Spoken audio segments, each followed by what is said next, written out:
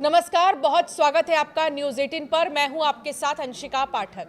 सोने और चांदी की कीमतों में लगातार उतार चढ़ाव देखने को मिल रहा है, लेकिन सवाल ये है कि क्या सोना अब खरीदना सही होगा? क्या आज के दिन सोना खरीदना या चांदी खरीदना आपके लिए जो है फायदेमंद होगा? क्योंकि लगातार कीमतों में जो है गिरावट देखने को मिल रही है, तो अचानक से उछाल भी देखने को मिल रही है। तो अब बात करेंगे, हमारे साथ मौजूद है मार्केट एक्सपर्ट शरद कोहली जी। शरद जी, आपका बहुत स्वागत है न्यूज़ 18 पर। शरद जी, एक सवाल लोगों के मन में बहुत ज़्यादा है कि अभी सोना खरीदना सही है या नहीं? देखिए, सोना अभी नहीं, सोना आपको इंस्टॉलमेंट्स में खरीदना सही है। हाँ। अभी जो सिचुएशन है, अब ये मैंने ऐसा क्यों कहा, क्योंकि सोना $5600 पे पहुंच गया था, 1,80,000 प्रति 10 ग्राम से ऊपर। अब ये गिर के, इस समय जब हम बात कर रहे हैं, आपका वीडियो शायद थोड़ी देर में लाइव हो जाएगा। हाँ। इस समय ये लगभग 1,40,45 हज़ार रुपये प्रति 10 ग्राम के हिसाब से चल रहा है। तो आपने देखा लगभग 40,000 रुपये की इसमें करेक्शन आई है अपने पीक से, जहाँ पर सबसे ऊंचा गया था लगभग 40,000 की। तो अब सवाल उठता है कि ये करेक्शन अच्छी है कि करेक्शन बुरी है, करेक्शन क्यों आई? ये तो मैं पहले भी न्यूज़ 18 के चर्चा कर चुका हूँ, पर मैं संक्षेप में फिर बता देता हूँ कि पहले गिरा क्यों। क्योंकि जब खाड़ी में युद्ध छिड़ा, तो खाड़ी में नॉर्मली माना जाता है कि युद्ध छिड़ने पर सोना चांदी ऊपर जाने चाहिए, क्योंकि ये सेफ हेवन इन्वेस्टमेंट माना जाता है युद्ध की परिस्थिति में। परंतु युद्ध हुआ मिडिल ईस्ट में, और मिडिल ईस्ट में युद्ध होने से क्या हुआ कि क्रूड ऑयल वहीं से दुनिया का 20% आता था। स्ट्रेट ऑफ हॉर्मुज ईरान ने बंद कर दी। उसके बंद करने से ऑयल की सप्लाई रुक गई। ऑयल की सप्लाई रुकने से क्या हुआ, क्रूड ऑयल के दाम जो कि युद्ध से पहले $60 और $70 प्रति बैरल थे, वो बढ़कर एक समय 120 पहुंच गए। इनफैक्ट अभी भी जब हम बात कर रहे हैं, 115 के आसपास चल रहा है। इसका मतलब, अब इसको हम समझ लेते हैं। इसका मतलब जिस व्यक्ति को एक बैरल क्रूड खरीदने के मात्र $60 से $70 देने पड़ते थे, उसको $120 तक देने पड़ रहे हैं। अब देखिए इसको सिलसिलेवार तरीके से कैसे ये जुड़ता है सोने चांदी से।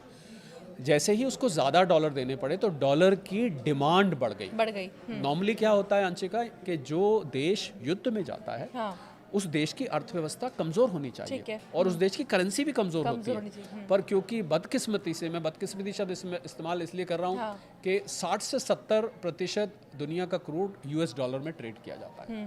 बदकिस्मती इसलिए कि ऐसा देश, क्योंकि लोगों को अच्छा नहीं लग रहा, ऐसा देश जिसने दुनिया में हाहाकार मचवा दिया है, उस देश को इसलिए मैं बदकिस्मती शब्द का इस्तेमाल कर रहा हूँ। तो डॉलर की डिमांड बढ़ने से, तो अमेरिका में एक डॉलर इंडेक्स होती है। उस डॉलर इंडेक्स में 6 करेंसीज आती हैं। करेंसीज का मैं नाम ले लेता हूँ, सबके लिए ये जानकारी काम की होगी। उसमें ब्रिटिश पाउंड है, यूरो है, जापानीज येन है और स्विस फ्रैंक है। 4 मुख्य करेंसीज हैं। 2 और करेंसीज हैं, एक का नाम है स्वीडिश क्रोमा, एक का नाम है कनेडियन डॉलर। इन 6 को मिला के एक बास्केट बनती है, और एक तरफ डॉलर को रख दिया जाता है, एक तरफ इन 6 करेंसीज को। तो डॉलर इंडेक्स जब जब अंशिका मजबूत होती है, यानी कि जब डॉलर, क्योंकि डिमांड बढ़ गई ना डॉलर की, तो जब जब डॉलर इंडेक्स ऊपर जाती है, तो अमेरिका में कुछ बॉन्ड्स ट्रेड किए जाते हैं, उसको ट्रेजरी बॉन्ड्स कहते हैं। वो बॉन्ड्स की यील्ड होती है, 10 साल के बॉन्ड होते हैं, 30 साल के होते हैं। वो बॉन्ड्स की यील्ड जो कि युद्ध से पहले लगभग 3.5% थी, इस समय बढ़ के 4.5% पहुंच गई है। और आपको मैं ये बताऊं कि अमेरिका में 4.5% रिटर्न बहुत ही ज़बरदस्त रिटर्न माना जाता है। यहाँ तो 4.5% आपका सेविंग्स अकाउंट शायद दे देता होगा, जो छोटे बैंक्स है, पर वहाँ पर 4.5% ट्रेजरी बॉन्ड्स के रिटर्न। तो ऐसे में ये माना जाता है कि लोग वहाँ पर सोने चांदी जैसे एसेट्स से निकाल कर पैसा बॉन्ड यील्ड में लगाते हैं। तो उस कारण से अमेरिका की जो कॉमेक्स है, कमोडिटी मार्केट, वहाँ सट्टा हुआ, और सट्टा करके ये कीमत नीचे आ गई।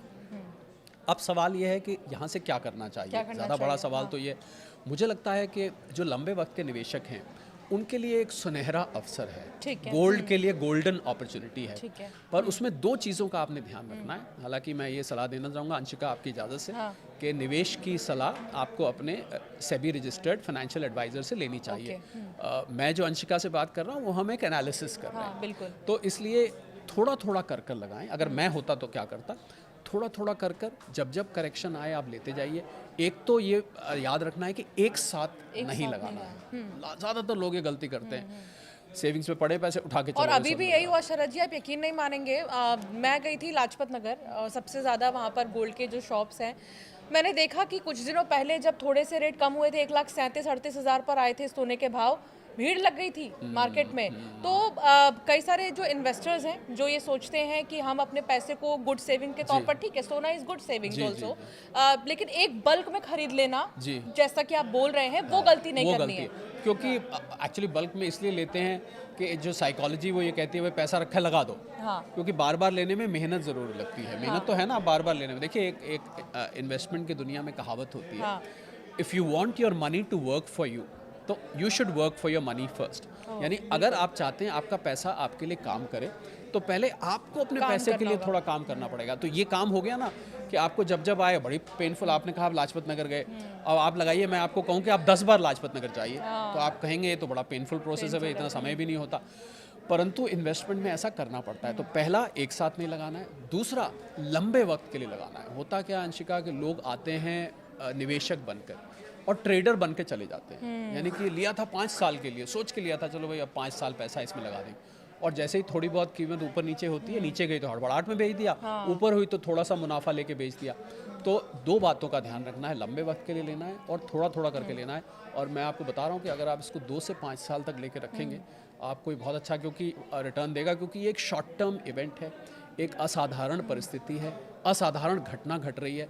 तो मुझे लगता है लंबे वक्त के जैसे ही गोल्ड सिल्वर की मार्केट इसको भुलाना शुरू करेगी, क्रूड ऑयल को और जो क्रूड ऑयल बॉन्ड यील्ड को जिनका मैंने जिक्र किया, डॉलर इंडेक्स को, वहीं से आपको सोना चांदी ऊपर जाता शरद जी, वापस जो दिखाई दर्शक हमें सुन रहे हैं आज, उनके लिए आसान भाषा में अगर हम उन्हें समझाना चाहें, जैसे मेरे पास 5 लाख है जी। फॉर एग्जाम्पल, मेरे पास 5 लाख है और मैं उसको सोने में इन्वेस्ट करना चाहती हूँ कि मेरे पास उतना सोना रहे 5 लाख में, जिससे कि फ्यूचर में वो अगर उसके रेट बढ़े तो भी मुझे फ़ायदा हो। तो उसको मैं कैसे बांट सकती हूँ उस 5 लाख को? सोने में कहाँ कहाँ इन्वेस्ट किया जा सकता है? मतलब आप खाली सोने में करना चाहती हैं 5 लाख को? सोने में, ज्वेलरी, देखिए ज्वेलरी में तो अंशिका सारा पैसा नहीं लगाना चाहिए। आई थिंक सोने की जो ऑर्नामेंटल वैल्यू है, यानी कि एक महिला जो सोना पहनती है, पुरुष भी बहुत पहनते हैं, तो उसको और निवेश को अलग कर देना चाहिए। ठीक है, पहले तो ये ध्यान रखिए, क्योंकि अगर आप ज्वेलरी में निवेश के लिए लगाएंगे तो आपसे ज्वेलर मेकिंग चार्जेस ले लेगा। बिल्कुल। और उसमें जिसको हम गांव की भाषा में खोट कहते हैं, उसमें इम्प्योरिटीज़ भी होंगी, तो वो आपको फिर पूरा प्रॉफिट आप उसका वसूल नहीं कर पाएंगे। तो इसलिए आपको लगाना चाहिए, या तो अगर आपके पास रखने की जगह है तो 24 कैरेट के कॉइन्स और जो बार्स होते हैं वो लेने चाहिए, पर उसके लिए आपके पास रखने की जगह अच्छी होनी चाहिए। और जो लोग, बाय द वे मैं यहाँ बताना चाहूँगा, जो लोग लॉकर में रखते हैं, बैंक के लॉकर में, बहुत सारे लॉकर्स के टूटने के समाचार मिलते रहते हैं समय समय पर। अभी रिसेंटली आया था एक लॉकर का। और मैं ये भी बता दूं कि लॉकर में आपका जो इंश्योरेंस है, यानी कि अगर लॉकर में कल को कुछ हो जाता है तो जितना आप लॉकर का किराया देते हैं, मान लीजिए आपका लॉकर का किराया साल का 2,000 रुपये है, तो उससे 100 गुना इंश्योरेंस है। यानी कि 2,000 के बदले में 2 लाख रुपए ही आपको मात्र मिलेंगे। मान लीजिए आपका सोना ज़्यादा रखा है तो वो आपको नहीं मिलेगा। तो इसलिए locker is not a very good idea, ये मैं कहना चाहूँगा। तो अगर आपके पास रखने की जगह सुरक्षित है तो सबसे अच्छा तो बार्स और कॉइन्स हैं। ठीक है। पर अगर आपके पास सुरक्षित जगह नहीं है तो ETF, जिसको एक्सचेंज ट्रेडेड फंड कहते हैं, उनमें आप लगाइए। बहुत सारे, और वो मार्केट में ट्रेड होते हैं, कभी भी आप खरीद सकते हैं, कभी बेच सकते हैं। सबसे सेफ वही एक रास्ता निकल कर आया है। और इनकी कीमतें भी मैं यहाँ बता दूँ, इनकी कीमतें भी जो सोना चांदी की कीमत आप ऑनलाइन देखते हैं वैसे ही चलती हैं। ऐसा नहीं कि ये कहीं और जाते हैं और फिजिकल गोल्ड कहीं और जाता है। तो इसलिए ज्वेलरी के लिए मैं दोहराना चाहूँगा, हालांकि पहले भी मैंने, मुझे याद है, न्यूज़ 18 के बहुत सारे प्लेटफॉर्म पर ये बात बोली कि आपको ज्वेलरी में निवेश नहीं करना चाहिए। निवेश को और ज्वेलरी को अलग कर दिए। इसीलिए अंशिका ज्वेलरी की जो कम कैरेटेज है वो पॉपुलर होती जा रही है, क्योंकि जो लोगों को मान लीजिए शादी ब्याह में पहनना है, मान लीजिए आपको कहीं पहना, हालांकि मुझे कुछ कमेंट्स पढ़ने को मिले, कुछ लोगों ने कहा अगर हम कम कैरेट का सोना खरीदते हैं तो उसमें तो पीलापन कम होता है, उसमें उतनी चमक नहीं होती, उसमें वो जो गोल्ड वाली बात होती है वो नहीं दिखाई देती। अब वो उसमें बहुत सारे ज्वेलर्स ने अब क्या किया है कि उस पर फिर सोने का पानी चढ़ाना शुरू किया है, यानी कम कैरेट का लेके पानी वैसा ही चढ़ा दिया जिससे देखने में वैसा ही लगता है। तो वो एक I think that is a decorative item, उसको आप रखिए। तो ज्वेलरी और निवेश को अलग अलग करके। एक सवाल ये, जब आपने मेकिंग चार्जेस का जिक्र किया तो मेरे मन में सवाल ये आया कि जब हम बड़े ब्रांड्स में जाते हैं तो मेकिंग चार्जेस बहुत ज़्यादा होते हैं, जब हम अपने लोकल सुनार के पास जाते हैं तो उनके मेकिंग चार्जेस कम होते हैं। सवाल ये है कि जब चीज़ एक ही है तो फिर मेकिंग चार्जेस में डिफरेंस। बहुत अच्छा आपने सवाल पूछा। जब आप बड़े ब्रांड के पास जाके ये बात बोलेंगे ना, तो मालूम है आपको क्या जवाब देंगे? वो कहेंगे कि हमारे यहाँ एक तो उनकी वैसे भी क्योंकि कंपनी बड़ी होती है कि हमारे यहाँ कॉस्ट ऑफ प्रोडक्शन ज़्यादा है, हम लोग प्रोफेशनल्स को रखते हैं, हमारी सुविधाएं बेटर हैं। दूसरी आपको ये बात बोलेंगे कि हमारे यहाँ प्योरिटी की गारंटी है, तो इसलिए हम मेकिंग चार्जेस फालतू लेते हैं, पर कम से कम आपको जो चीज़ दे रहे हैं वो बिल्कुल शुद्ध है। अब आप जब छोटे ज्वेलर के यहाँ जाएंगे तो वो आपको बोलेगा कि हमारे मेकिंग चार्जेस कम है, पर हम आपको सस्ता पड़ेगा यहाँ से, पर आपको उसमें चेक क्या करना है, आपको उसमें खोट चेक करना। और आजकल मैं बताना चाहूँगा सभी फॉलोअर्स, व्यूअर्स, सब्सक्राइबर्स को कि आजकल एक कैरेटोमीटर आ गया है। तो कैरेटोमीटर अगर आप कहीं से कर लें, उनको बोलिए ज्वेलर को कि मुझे आप इसको कैरेटोमीटर में डाल के दिखाइए कि इसमें कितनी खोट है। अगर आप खोट चेक कर लेते हैं तो छोटे ज्वेलर के पास जाने में कोई हर्ज नहीं है, क्योंकि आप ठगे ना जाएं। ये आपको देखना है, क्योंकि होता क्या है, क्योंकि शरद जी मुझे लगता है 24 कैरेट 22 कैरेट का जो प्राइस है वो ब्रांड्स में भी उतना ही है और लोकल सुनार के पास भी उतना ही है, लेकिन मेकिंग चार्जेस से इंसान मार खा जाता है। जी हाँ, देखिए जो कीमत होती है अंशिका, वो जितनी भी ज्वेलर की कम्युनिटी है उसमें सुबह इनका ग्रुप बना हुआ है, उसमें सुबह एक कीमत खोल दी जाती है। तो कीमत तो सबको वही रखनी पड़ती है, पर फ़र्क पड़ता है मेकिंग चार्जेस में और खोट में। तो मुझे लग रहा है कि इम्प्योरिटी जो है वो आपको ज्वेलरी लेते टाइम किसी भी तरह, आजकल कैरेटोमीटर आया है, वो इलेक्ट्रॉनिक है, आप उसमें अंदर रखिए और वो तुरंत आपको बता देता है कि कितने कैरेट की है, यानी कितने कैरेट की मतलब इसमें कितना खोट मिला हुआ है। और इम्प्योरिटी मैं बता दूं लोगों को, जो लोग जानना चाहते हैं, कि सोने को जेवर बनाते टाइम उसमें दूसरे मेटल्स मिलाए जाते हैं, सस्ते मेटल्स, जिससे कि, और मैं ये भी बता दूं साथ में कि 24 कैरेट सोने की ज्वेलरी नहीं बन सकती। कोई अगर आपको ये कह रहा है कि जी बिल्कुल 24 कैरेट गोल्ड है उसकी ज्वेलरी नहीं बन सकती, एक अंग्रेजी में शब्द होता है उसको मैलिएबिलिटी बोलते हैं। वो अगर आप 24 कैरेट की ज्वेलरी बनाएंगे तो वो मुड़ जाएगा। कुछ भी आप बनाएं, कंगन बनाएं, आप हार बनवाएं, आप कुछ भी बनाएंगे वो बिल्कुल मुड़ जाएगा, वो टिकेगा नहीं। तो सबसे शुद्ध जो ज्वेलरी के लिए गोल्ड होता है वो 22 कैरेट से ऊपर हो ही नहीं सकता। तो अगर आपको कोई ज्वेलरी 22 कैरेट से ऊपर की कह के दे रहा है कि ज्वेलरी भी है और 24 कैरेट की है, तो आप इस बात को सिरे से खारिज कर सकते हैं। तो इसलिए ज्वेलरी, और आपने देखा होगा जब से गोल्ड महंगा हुआ तो शादी ब्याहों में लोगों को दिक्कत आ गई कि भाई तो हमारा बजट सारा अपसेट हो गया, तो लोगों ने 20 कैरेट, 18 कैरेट, 9 कैरेट तक की ज्वेलरी लेनी शुरू कर दी। चर्चा भी 9 कैरेट की बहुत ज़्यादा हो रही है, उस पर भी हम बात करने ही वाले थे। 9 कैरेट को आप कितना सही मान रहे हैं इन्वेस्टमेंट के पर्पज से? छोटे लोग जो गांव के लोग हैं बहुत ज़्यादा, वो चाहते हैं कि अपना पैसा थोड़ा सा हम पैसे के उस रूप में नहीं, सोने के रूप में हम कहीं उसको सेव करके रखें चीज़ों को। एक डर लोगों के अंदर आ गया डिमोनेटाइजेशन के बाद से कि अगर गुल्लक में पैसे रखे रहेंगे तो पता चला कि ये नोट बंद हो गया, और फिर ये डर रहता है मन में। तो अब लोग जो है छोटे कैरेट्स का इस्तेमाल करने लगे, 9 कैरेट और ऐसे 18 कैरेट तो है ही, उसको आप लेकर देखिए, अगर आप मान लीजिए आप 1 लाख रुपए निवेश करना चाहते हैं और आप कह रहे हैं कि मैं 9 कैरेट की ज्वेलरी ले आऊं, तो मैं नहीं सलाह दूंगा। क्यों नहीं सलाह दूंगा? क्योंकि आपको पहले तो ये कैसे आप पता लगाएंगे कि वो 9 कैरेट की है। दूसरा, जब आप उसको बेचने जाएंगे तो आपको उसके पैसे इतने कट जाएंगे कि हो सकता है वो 9 कैरेट से भी ज़्यादा का आपका नुकसान हो जाए। तो उसी 1 लाख रुपए को आप 24 कैरेट का लीजिए, कोई सामान लीजिए, भले ही वो थोड़ा आएगा पर लीजिए आप 24 कैरेट का। तो 9 कैरेट की ज्वेलरी, वैसे मैं अंशिका बताना चाहूँगा, ज़्यादातर मैंने महिलाओं को देखा कि वो उसको पहनने के लिए इस्तेमाल कर रही हैं। और जैसा मैंने कहा कि बहुत लोगों ने कमेंट किया कि वो फीकी फीकी सी लगती है, वो गोल्ड लगता ही नहीं है, तो उस पर आजकल पानी लगा के उसको करा जा रहा है जिससे कि बिल्कुल देखने में गोल्ड लगे। आपने पहना, उसको अंदर रख दिया। आई थिंक पहनने ओढ़ने के लिए जो चीज़ है वो अलग है, निवेश के लिए जो आप कह रहे हैं, जो गाँव के लोग हैं वो कह रहे हैं, तो 9 कैरेट की ज्वेलरी में भी निवेश नहीं करना चाहिए। 9 कैरेट की ज्वेलरी तो आप ज्वेलरी के लिए ही इस्तेमाल करिए। और मैं तो अंशिका एक बात और कहता हूँ कि 9 कैरेट की ज्वेलरी भी क्या पहननी, अगर आप पहनी है तो फिर तो आप आर्टिफिशियली पहन लीजिए, और आप जो 9 कैरेट को उसको बचा के आप एक तरफ आप प्योर गोल्ड में पैसा लगाइए। जी, अलग अलग शहरों में अलग अलग कीमतें होती हैं सोने और चांदी दोनों की ही, ऐसा क्यों? और आपका क्या मानना है कि किस शहर से खरीदना ज़्यादा अच्छा रहेगा, किस राज्य से सोना खरीदना अच्छा रहेगा? बहुत इंटरेस्टिंग सवाल आपने पूछा है। देखिए, मैं एक उदाहरण लेता हूँ, जैसे दुबई है, तो भारत 99% अपना गोल्ड इंपोर्ट करता है, भारत में नहीं होता ये। और दुबई से बहुत गोल्ड आता है। अब मान लीजिए दुबई से गोल्ड पहुँचा दिल्ली या मुंबई, मैं उदाहरण ले रहा हूँ, ठीक है। गोल्ड ऐसा माना जाता है कि शिप से कम आता है, जहाज़ से ज़्यादा आता है, पर मान लीजिए शिप से भी आता है तो वो गुजरात पहुँच गया या मुंबई पहुँच गया।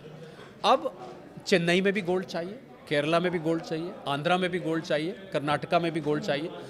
तो आपको उस गोल्ड को वहाँ से ट्रांसपोर्ट करके वहाँ ले जाना पड़ेगा, तो उसमें ट्रांसपोर्टेशन कॉस्ट और गोल्ड की हैंडलिंग बहुत कठिन है। गोल्ड को तो संभाल के रखना बहुत कठिन है, आपको पता है गोल्ड को रास्ते में चोरी ना हो जाए और उसको जो ट्रांसपोर्टर उसको लेके जा रहा है वो सेफ्टी से ले जाए, तो उसमें ट्रांसपोर्टेशन और हैंडलिंग कॉस्ट जुड़ जाती है। इसलिए आपको अलग अलग शहरों में गोल्ड के रेट अलग अलग दिखाई देते हैं। मुझसे किसी ने सवाल पूछा, क्या हम दिल्ली से गोल्ड खरीद के चेन्नई में भेज दें, क्योंकि चेन्नई में बहुत महंगा है। तो मैंने कहा आप भी तो उसको उठाकर ले जाएंगे। तो वो बात तो एक ही पड़ गई, आप भी उठा के, आपकी भी तो कॉस्ट आएगी। तो इसलिए आपको अलग अलग शहरों में रेट अलग अलग दिखाई देता है। पर मुझे लग रहा है जैसे किसी ने चेन्नई में ही खरीदा और चेन्नई में ही बेचा तो एक ही बात है। और किसी ने किस राज्य से लेना ज़्यादा फायदेमंद होगा? देखिए, सबसे सस्ता गोल्ड तो मुझे दिल्ली और उसके आसपास दिखाई देता है। अगर आप भारत भर की गोल्ड प्राइसेस कंपेयर करें तो मुझे लगता है दिल्ली एनसीआर में सबसे सस्ता गोल्ड दिखाई देता है। उसके बाद जयपुर है, महाराष्ट्र है, और भी जगह आपको दिखता है। पर जैसे जैसे वो मैंने ऐसा देखा कि जैसे जैसे वो दिल्ली से दूर जगह होती जाती है गोल्ड की प्राइस आपको थोड़ा, पर मुझे लग रहा है वो फ़र्क देखने की ज़रूरत है। क्योंकि जैसा मैंने कहा अंशिका, मैं दोहराना चाहूँगा, मान लीजिए आपने आंध्रा से ख़रीदा है, तो आंध्रा से ख़रीदा और आंध्रा में ही बेचा तो वो एक ही बात है, क्योंकि आपको बेचने पे भी ज़्यादा मिलेगा, आपको खरीदने पे भी ज़्यादा मिला। तो इसलिए हाँ, अगर आप आंध्रा का लिया गोल्ड दिल्ली में आके बेच रहे हैं फिर आपको नुकसान हो जाएगा, क्योंकि आपने तो मैं सलाह ये दूंगा कि जिस राज्य से आपने खरीदा है उसी राज्य में बेचिए इसको। मान लीजिए कई दफ़े आप होते हैं ना, ट्रेन से या प्लेन से गए, आप रख के ले गए, चलो वहाँ बेच देंगे, वो फिर आपको उसको हम आर्बिट्राज कहते हैं, वो आपको आर्बिट्रेज का नुकसान है। शरद जी, किस महीने में सोना खरीदना सही रहेगा या चांदी खरीदना सही रहेगा? क्योंकि अब लोग ये सोच रहे हैं कि भाई अब कब और कहीं और थोड़ा रुक जाते हैं, क्या पता और सस्ता हो जाए, या नहीं रुकते हैं, क्या पता महंगा हो जाए। सवाल ये है, तो आपको क्या लग रहा है, आपने क्या एनालाइज किया है कि किस महीने में खरीदना सही रहेगा? नहीं, महीना ऐसे देखिए, आपके सवाल से ऐसे लग रहा है जैसे धनतेरस आ गया या अक्षय तृतीया आ गया। मुझे लग रहा है कि गोल्ड आप SIP फॉर्म में, जिसको हम सिस्टमैटिक इन्वेस्टमेंट प्लान कहते हैं, आप SIP फॉर्म में धीरे धीरे करके इकट्ठा कर सकते हैं। मैं बार बार ये बात कह रहा हूँ कि एक साथ पैसा सारा मत लगाइए। और इससे फ़ायदा क्या है कि मान लीजिए इस समय गोल्ड 1,40,45 पे, हो सकता है कल को गिर के 1,35,000 आ जाए, फिर हो सकता है 1,30,000 आ जाए, फिर हो सकता है 1,25,000 आ जाए। तो अब मान लीजिए आपने 5 किस्तों में खरीदा, तो आपने 1,45 पे लिया, 1,35 पे लिया, 1,30 पे लिया, 1,25 पे लिया, तो आप देख रहे हैं क्या इसके पीछे लॉजिक है। तो आपकी एवरेज कॉस्ट ऑफ परचेज कम हो जाएगी। और आपने सारा 145 पे ले लिया, 1,45,000 पे, कल को गिर के अगर 1,30 आ गया तो आप कहेंगे मैं तो घाटे में आ गई। तो इसलिए आप SIP, इसको हम सिस्टमैटिक इन्वेस्टमेंट प्लान कहते हैं, धीरे धीरे करके लीजिए। और ज़रूरी बात, बार बार मैं याद दिला रहा हूँ, लंबे वक्त के लिए लीजिए। बिल्कुल। एक लास्ट रिएक्शन आप चांदी पर दे दीजिए, क्योंकि चांदी की कीमतें भी लगातार बढ़ रही हैं और किसी ने एक्सपेक्ट नहीं किया था चांदी इतना क्रॉस करेगा। देखिए, चांदी का इंडस्ट्रियल यूज़ भी होता है। 55% चांदी इंडस्ट्री में ख़त्म हो जाती है, यानी कि चांदी समाप्त हो जाती है। और AI डेटा इक्विपमेंट्स है, सोलर सेल्स हैं, इलेक्ट्रिक व्हीकल्स में इस्तेमाल होती है। तो बाकी बचती है 45% चांदी। वो चांदी के पायल बनती हैं, ग्लास बनते हैं, झुनझुने बनते हैं, और वो चांदी की ज्वेलरी भी बनती है जी। तो चांदी के इंडस्ट्रियल यूज़ की वजह से इन चीज़ों की डिमांड बढ़ी, उसकी वजह से चांदी तेज़ भागी, पर चांदी गिरी भी तेज़। तो मुझे लग रहा है अंशिका कि अगर वैश्विक मंदी आती है तो इन चीज़ों की डिमांड गिरने की वजह से चांदी शायद सोने से पीछे रह जाए। पर फिलहाल सोना चांदी कदम से कदम मिला के साथ साथ चल रहे हैं, तो नज़र बना के रखिए। मैं सोने को दोनों के मुकाबले ज़्यादा ठोस और ज़्यादा सॉलिड मानता हूँ। बहुत शुक्रिया शरद जी हमारे साथ जुड़ने के लिए और बताने के लिए। तो सोना और चांदी को लेकर जो उतार चढ़ाव कीमतों में देखने को मिल रहा है, उसके पीछे की क्या वजह है ये आपको बताया। और सबसे बड़ी बात ये कि अगर आप निवेश कर रहे हैं, निवेश के इरादे से सोना खरीद रहे हैं, तो एक साथ नहीं, धीरे धीरे करके खरीदें।